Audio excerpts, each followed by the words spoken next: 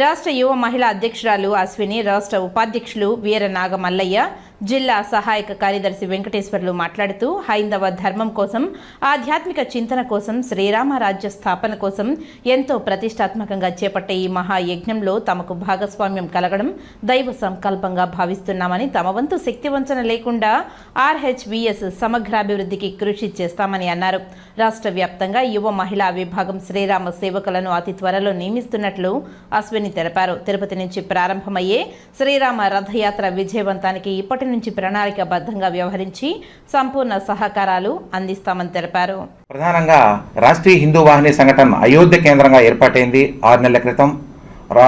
దేశవ్యాప్తంగా ప్రతి రాష్ట్రంలోనూ కమిటీలు ఏర్పాటు చేసి ఈ ఆధ్యాత్మిక భావాలను, సనాతన ధర్మాన్ని విశ్వవ్యాప్తం చేయడం కోసం, అంటే క్షేత్రస్థాయిలో ప్రతి గ్రామానికి, ప్రతి ఇంటికి చేరే విధంగా చేయాలనే సంకల్పంతో ఏర్పాటైంది.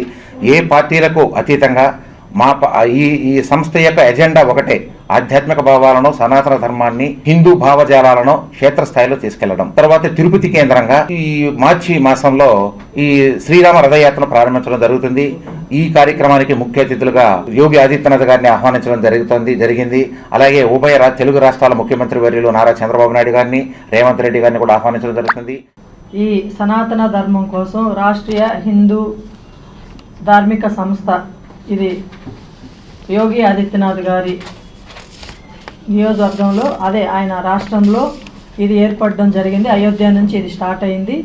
ప్రపంచవ్యాప్తంగా కూడా ఎవరైనా ఆధ్యాత్మిక భావాలతో ఉన్న వాళ్ళు ఖచ్చితంగా సనాతన ధర్మం కోసం పాటుపడతాము, ధర్మం ప్రతి ఒక్క మనిషిలోకి తీసుకెళ్తాము. మన హిందూ ధర్మం గురించి ప్రతి ఒక్క దగ్గర దేశవ్యాప్తంగా ప్రచారం చేసేదానికి ఎవరు ముందుకు వచ్చినా కూడా ఈ కమిటీలో తీసుకోవడం జరుగుతుంది. ప్రతి ఒక్కరిలో కూడా మన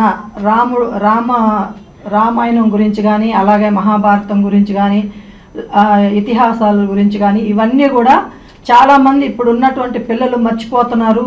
వాళ్ళు ఇప్పుడు ఏమైపోయిందంటే యూత్ అంతా కూడా పెడదవన పడే విధంగా ఈరోజు వేరే మతాలకి అటాక్ట్ అవుతున్నారు. కాబట్టి అవన్నీ కూడా మన హిందూ ధర్మం గురించి ప్రతి ఒక్క చిన్న పిల్లవాడికి కూడా మనం తెలియజేసే విధంగా ప్రెసిడెంట్గా సెలెక్ట్ అవ్వడం జరిగింది. ఎప్పుడో అంటే వయసు అయిపోయిన తర్వాత భక్తి మార్గంలో ఉండేదానికన్నా యూత్గా ఉన్నప్పుడు, చిన్నపిల్లలుగా ఉన్నప్పుడే భక్తి మార్గంలోకి వస్తే బాగుంటుంది. ఆధ్యాత్మికంగా ముందుకు వెళ్ళాలి. ఇప్పుడు ఈ పదవి అనేది నేను దైవ నిర్ణయంగా భావించి దీంట్లో నా వంతు సహకారం చేస్తూ యూత్ అందరినీ కూడా మమేకమై ఈ ప్రోగ్రామ్ని విజయవంతంగా చేయడానికి నా వంతు కృషి చేస్తానని తెలియజేస్తున్నాను.